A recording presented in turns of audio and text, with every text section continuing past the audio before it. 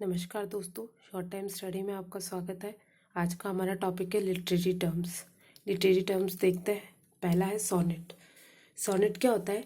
14 line poem होती है जिसका टाइटल नहीं होता है, और जो फर्स्ट लाइन होती है उसे हम एज ए टाइटल मान सकते हैं। सोनेट डिराइव्ड कहाँ से हुआ है? इटालियन वर्ड सोनेटो से डिराइव्ड हुआ है, जिसका मीन है लिटिल सॉन्ग, लिरिकल या स्मॉल सॉन्ग।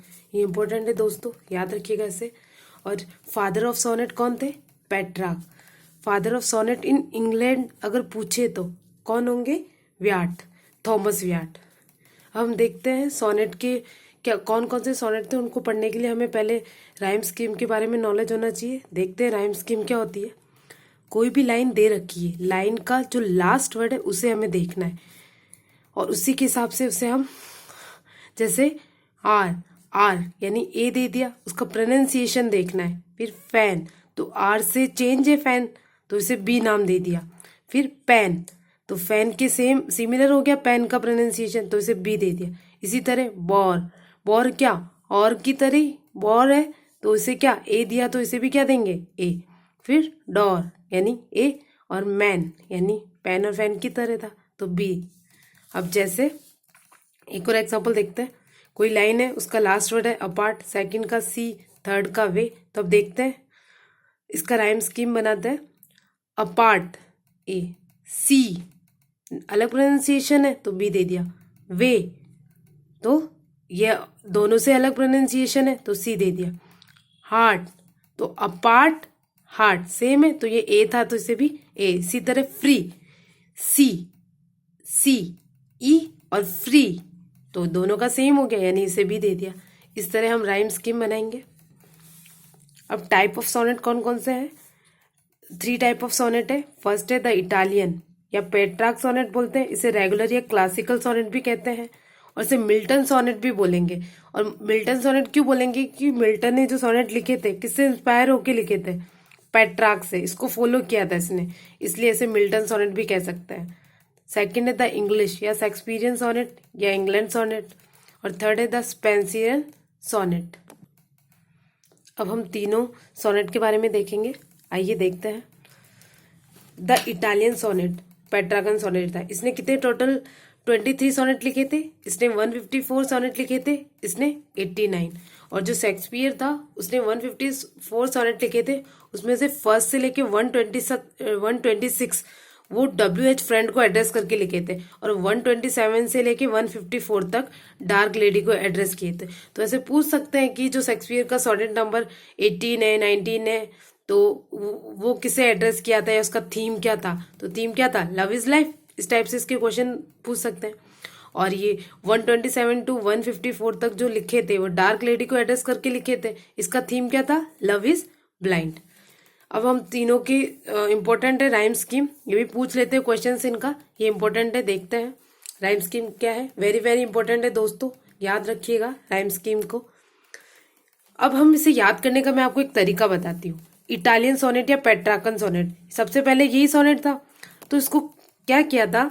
पेट्रार्क ने लिखा था पहले ए बी लिखा, फिर इसको पीछे से वापस चेक किया बी ए, यानी क्या हो गया? ए बी बी ए, वापस ए बी बी ए, फिर C D C D C D.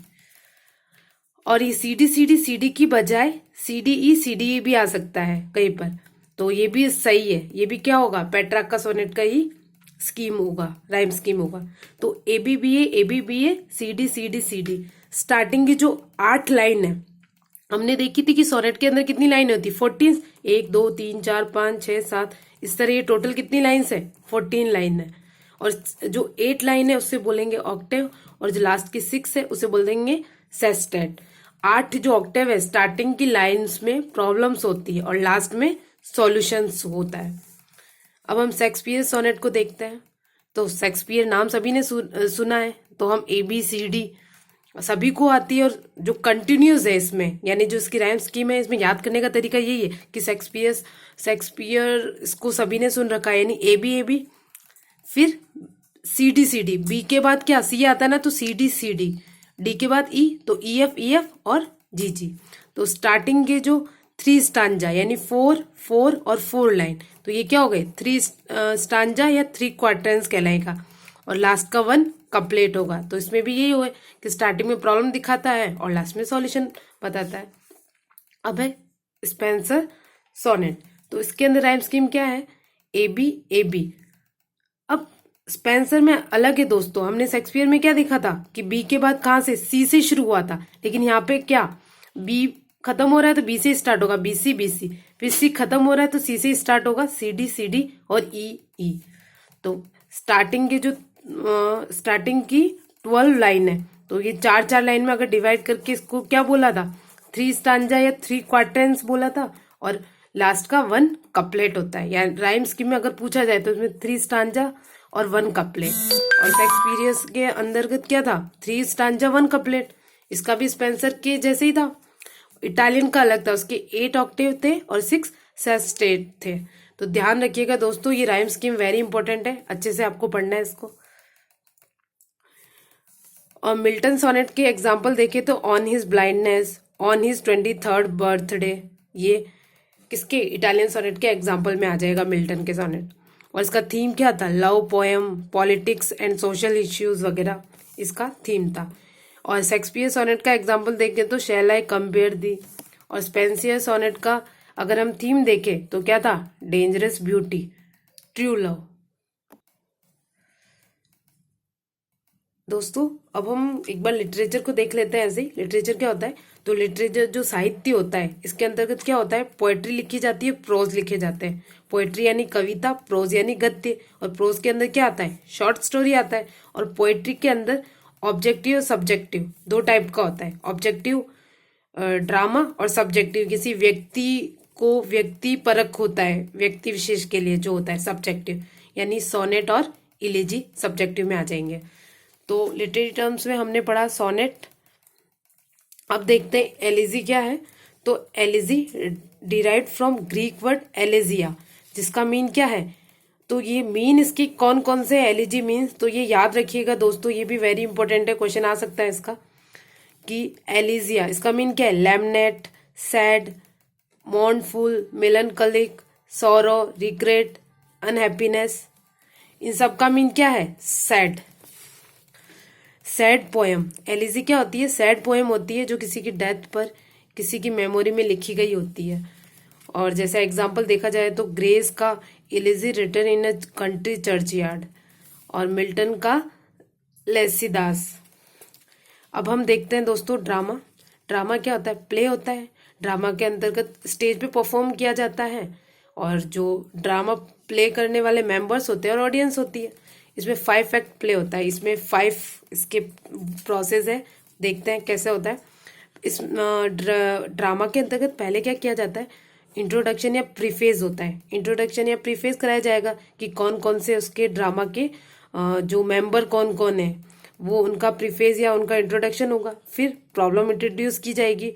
Problem के बाद उसमें क्या होगा, लव, जो बीच के अंदर क्या आ जाएगा, लव या रिवेंज आ जाएगा, लव और रिवेंज आ जाएगा। फिर क्या होगा, लव और रिवेंज के बाद एक्शन लिया जाएगा कि एक्शन या कोई स्टेप उठाया जाएगा, और स्टेप होने के बाद क्या हो जाएगा, उसका समिंग अप या कंक्लूजन हो जाएगा।